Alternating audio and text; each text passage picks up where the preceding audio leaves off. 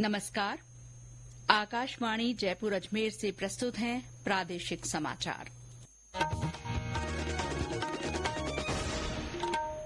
मुख्य समाचार।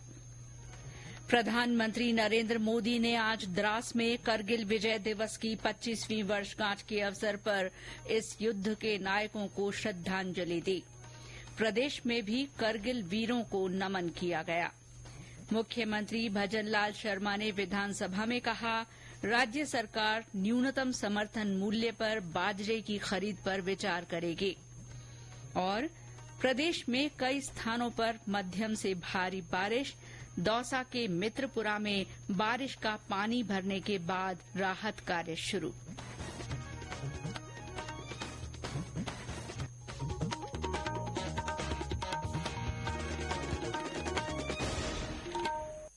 समाचारों के साथ मैं शीला चावला। और अब समाचार विस्तार से। प्रधानमंत्री नरेंद्र मोदी ने आज द्रास में करगिल विजय दिवस की 25वीं वर्षगांठ के अवसर पर इस युद्ध के नायकों को श्रद्धांजलि दी। इस मौके पर प्रधानमंत्री ने कहा कि लद्दाख की ये महान भूमि करगिल विजय दिवस की 25वीं वर्षगांठ की साक्षी बन रही है। उन्होंने कहा कि करगिल विजय दिवस हमें ये बताता है कि देश के लिए दिया गया बलिदान अमर है। करगिल युद्ध के दिनों को याद करते हुए प्रधानमंत्री ने कहा कि वे देश के उन वीर सपूतों को नमन करते हैं जिन्होंने मातृभूमि की रक्षा के लिए अपना सर्वोच्च बलिदान दिया। श्री मोदी ने आज वर्चुअल माध्यम से लद्दाख की शिनखुनला टनल परियोजना के कार्यों का शुभारंभ भी किया।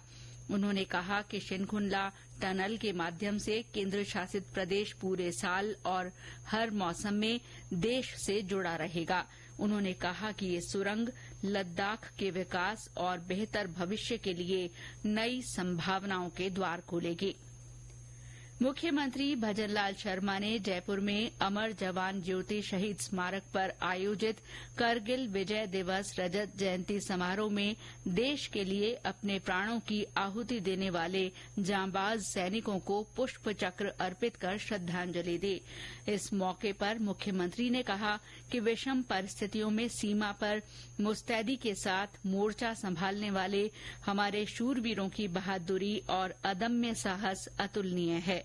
मुख्यमंत्री ने इस दौरान शहीदों की वीरांगनाओं का शॉल ओढ़ाकर और श्रीफल देकर सम्मान किया। इस अवसर पर करगिल युद्ध में साहस का परिचय देने वाले वीर सैनिकों को भी सम्मानित किया गया।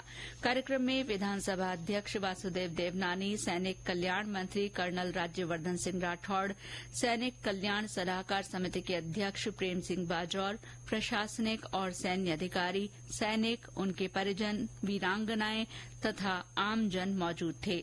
जयपुर में केंद्रीय संचार ब्यूरो के प्रादेशिक कार्यालय की ओर से इसी सिलसिले में जवाहर कला केंद्र में चित्र प्रदर्शनी और सांस्कृतिक संध्या आयोजित की जा रही है। उप मुख्यमंत्री दिया कुमारी ने दौसा के शहीद स्मारक पर पुष्प चक्र अर्पित कर शहीदों को श्रद्धांजलि दी। इस दौरान प्रदेश गौरव सेनानी संगठन की ओर से उप मुख्यमंत्री को पूर्व सैनिकों और उनके परिवारों से जुड़ी विभिन्न मांगों को लेकर एक मांग पत्र भी सौंपा गया। बालोतरा जिले के करगिल शहीद भीखाराम मूड के गांव में स्मारक पर पुष्पांजलि अर्पित की गई। अजमेर के विजय स्मारक पर तीनों सेना, थल सेना, वायुसेना और नौसेना के जवानों ने शहीदों को श्रद्धासुमन अर्पित किए। केकड़ी की ग्राम पंचायत सातुलाव में शहीदों की याद में वृक्षारोपण कार्यक्रम आयोजित किया गया। जोरावरपुरा और खांडरा के युवाओं ने भी सघन वृक्षारोपण अभियान चलाया। कोटपूतली में भी करगिल विजय दिवस के अवसर पर वृक्षारोपण किया गया। बाड़मेर में शहीद स्मारक पर श्रद्धांजलि कार्यक्रम आयोजित किया गया। टोंक जिले में आज स्कूल कॉलेजों में करगिल विजय दिवस की 25वीं वर्षगांठ के सिलसिले में कई कार्यक्रम हुए। इस मौके पर शहीदों की मूर्ति पर माल्यार्पण कर उन्हें याद किया गया।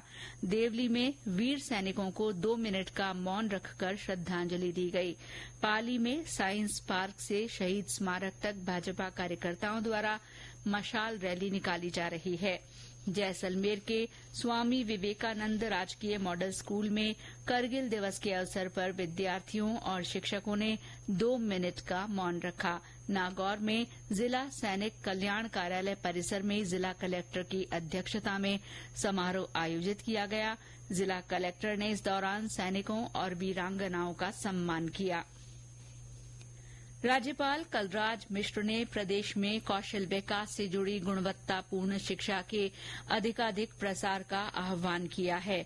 उन्होंने कहा कि विश्वविद्यालय को चाहिए कि वे अपने यहां कौशल विकास से जुड़े ऐसे पाठ्यक्रम लागू करें जो विद्यार्थियों में मौलिक सोच विकसित करने के साथ भावी जीवन के लिए उन्हें समर्थ बना सकें।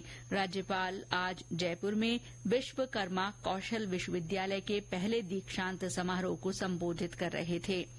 उन्होंने कहा कि कौशल आधारित शिक्षा देश में रोजगार क्षमता में तेजी से सुधार लाती है। राज्यपाल ने दीक्षांत समारोह में स्नातक और स्नातकोत्तर के 590 अभ्यर्थियों को डिग्री प्रदान की। कौशल विकास और उद्यमशीलता मंत्रालय की ओर से कल जयपुर में जन शिक्षण संस्थान की क्षमता विस्तार पर एक जोनल कॉन्फ्रेंस आयोजित की जाएगी। इस कार्यक्रम में कौशल विकास और उद्यमशीलता मंत्रालय के राज्य मंत्री जयंत चौधरी मुख्य अतिथि होंगे। इस कार्यक्रम के जरिए लाभार्थियों को उद्यमिता और स्वरोजगार के लिए प्रेरित किया जा सकेगा। ये समाचार आकाशवाणी जयपुर अजमेर से प्रसारित किए जा रहे हैं। समाचारों में आपका फिर स्वागत है। मुख्यमंत्री भजनलाल शर्मा ने कहा है कि प्रदेश के किसानों के हित को ध्यान में रखते हुए राज्य सरकार न्यूनतम समर्थन मूल्य पर बाजरे की खरीद पर विचार करेगी। उन्होंने आज विधानसभा में प्रश्नकाल के दौरान बाजरे की खरीद पर पूछे गए प्रश्न पर स्पष्ट करते हुए कहा कि राज्य सरकार ने इस संबंध में केंद्र को पत्र लिखा है। मुख्यमंत्री ने कहा कि पूर्ववर्ती सरकार के 5 साल के कार्यकाल में प्रदेश के किसानों के साथ धोखा हुआ और एमएसपी पर बाजरे की फसल की खरीद नहीं की गई। इससे पहले सदन में समर्थन मूल्य पर बाजरे की खरीद के मुद्दे पर विपक्षी सदस्यों ने जोरदार हंगामा किया। प्रश्नकाल में बयाना से निर्दलीय विधायक ऋतु बानावत ने प्रदेश में बाजरे के उत्पादन और उसकी समर्थन मूल्य पर खरीद का सवाल पूछा। इसके जवाब में खाद्य और नागरिक आपूर्ति मंत्री सुमित गोदारा ने बताया कि पिछले 2 सालों में बाजरे का लक्ष्य निर्धारित नहीं होने से समर्थन मूल्य पर खरीद नहीं हुई, न ही 2024 के लिए लक्ष्य निर्धारित किया गया है। इस पर विपक्षी सदस्यों ने हंगामा कर दिया। और अब मौसम। प्रदेश में आज कई जगह मध्यम से भारी बारिश हुई है।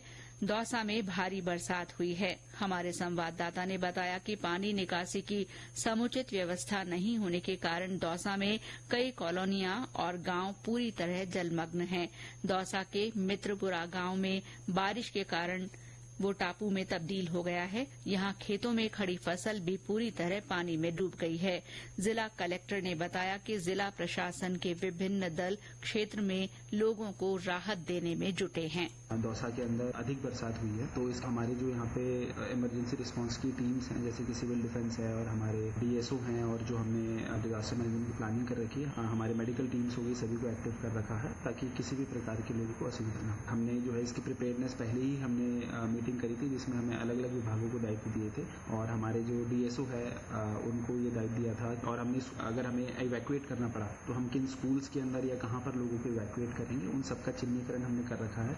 हमारी सिविल डिफेंस की टीम है जो कि वो भी हमारी एक्टिव है। जैसे जैसे परिस्थितियां चेंज होंगी उसके अनुसार हम हमारी इमरजेंसी टीम्स को एक्टिव में लाते हुए जो है हम लोगों को जो भी सुविधाएं होती हैं, खाने की हो गई, दूध की हो गई, वो सारी सुविधाएं होंगी।